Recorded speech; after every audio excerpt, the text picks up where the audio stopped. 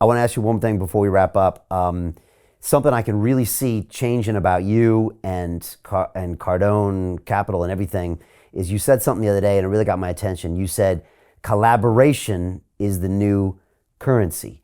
And you said, look, I always was the guy that did it myself in the past. And going forward, you're like, I want to start collaborating with more people. And I can see how it's not your default, but you also know that like, this is where I need to go. And Yeah. I'm a bit like that too. I'm the self-reliant guy. I'll do it myself. I can do it better. I don't need your help, blah, blah, blah.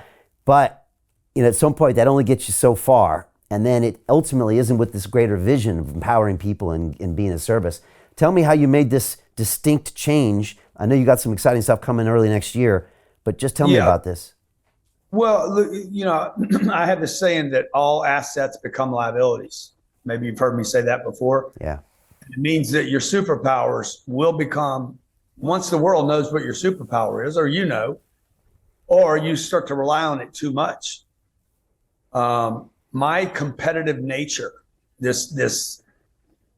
when you antagonize me, I become this very strong individual. Give me the ball, I'm running it in, and I'm going to run it in. Like, it's not a question. But even people that don't like me say, hey, bro, I don't like the guy, but that fucking guy does what he says he's going to do. And he pulls it off some kind of way every time he pulls it off. So I'm that guy. I know how to win the game somehow, but that becomes my liability, right? That asset, that power. Yeah. If you get too much muscle, you can't actually move. Your asset becomes a liability. What's his name? The guy, the drug cartel guy down in South America, the big one. Pablo Escobar. Yeah. His assets became his liability. Actually, that money became his downfall because he had so much of it, right? So the point of that is, I looked up one day and I'm like, bro, you're so competitive. Like, there's a guy you and I both know, big guy, top 3 speakers in the world, and me and him went freaking head to head. Big, tall guy, okay? And I'm like, man, you got to quit competing with everybody. Cannot be competition for you, right? Everywhere I turn, I'm finding myself in a fight. So I'm like, I need to start collaborating. So you're going to see me start we'll do 50 interviews this year, like you do, with guys that would love me to breathe on them, guys and gals.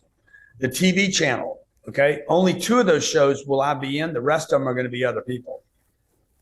So I'm going to start, and notice our 10X Growth Conference, how we started to bring other people onto that stage. So all this is an effort to collaborate and to work more conducively with others to get them what they want. In January, we're going to do a million person event online that we're collaborating with. We'll probably send out somewhere between 13 and $20 million in proceeds to the people that helped us put that event together. They'll keep a majority of it, by the way. And again, just to collaborate with other people in their businesses. I'm reaching that age, bro, where you can't keep fighting. But this is still hard for you. I can see it when you're describing it. You're like this. You still got to push yourself to do this. Well, I mean, I still want to be a gangster. Right? Like when I was a kid, man, when my dad died, my mom, she would play this game called Boo-Ray on Friday nights. So it's kind of like a poker for Cajuns. And she'd have the women over and they'd come over and play, and she'd throw us in her bedroom and me and my brother would watch gangster movies from 6 o'clock till 2 o'clock in the morning. Dude, I was watching these shows. Now my dad's gone, right? Yeah. My older brother, he's not in the house anymore. All my male mentors are gone. So while I'm watching, James Cagney, Humphrey Bogart, I'm watching The Godfather, everything that's gangster. And I'm watching, there's no Instagram. And I'm watching this and I want to be the Godfather. I want to be a gangster. I didn't know what else to be, bro. I was looking up. And all I knew about the gangster was that he was in control. He had money, made decisions. He was tough. He made hard decisions and he loved his family.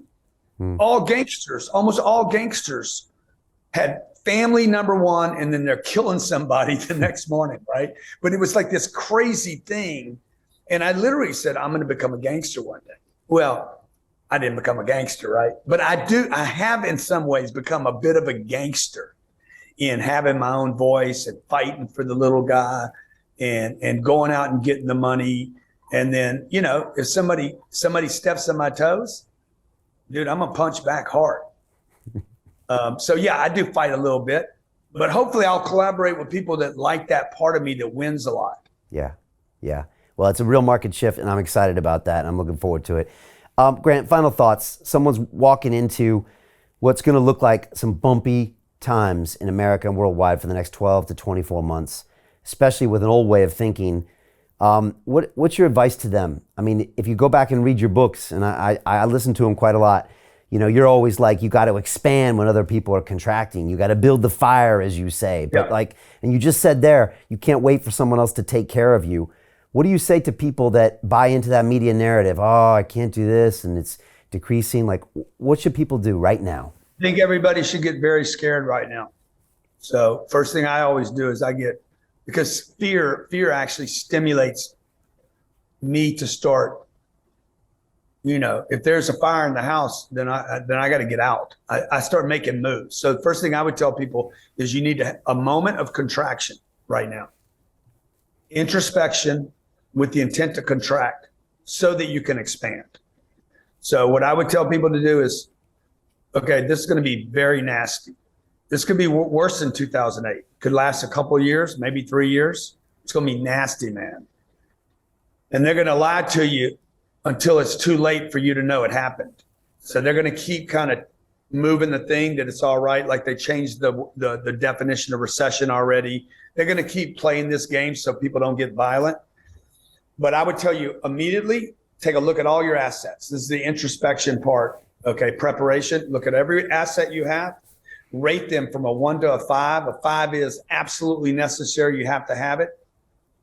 Quit buying anything that is a 4 or below right now, and sell anything that is a 4 or below immediately. Gather your resources, okay? Anything that you have that you don't need, get rid of it and get money, okay? Start gathering resources. That's the contraction part. And the second thing you need to do is build a plan of how you're going to expand, use those funds or resources to expand into the marketplace and grab assets, because the whole world is about to go on sale. Right. And you want to grab those cash flow assets when it does. Yes, sir. And the good thing about cash flow is it fights against inflation, because those cash flows are coming in the future now, right? Real assets, and not companies. I'm not talking about companies that on Wall Street, like, oh, you want to buy some company cheap. I'm talking about businesses that cannot go out of business because they actually benefit from businesses going out of business. Like I would look at trying to buy businesses right now, not start a business. There's in America, there's 32 million small businesses. There's 10 million of them that are in trouble right now. With an owner that wants to go, I wouldn't start a business to compete against him. I would collaborate with him, and he'll probably give you some money or time to pay him back to take over his business. It's probably, Brian, going to be easier to buy 10 businesses today than grow your own business by 10%. Right.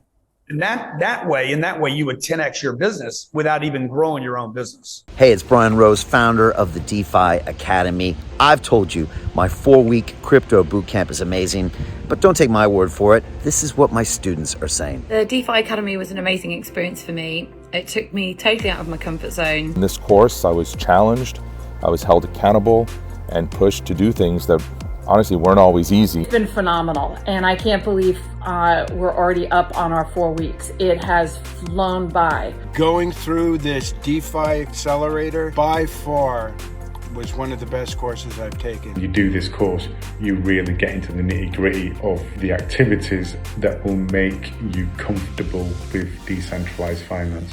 Thank you so much to Brian and everyone at London Real and the DeFi Academy for even putting together an amazing course like this. Anybody else that wants to do it, please sign up.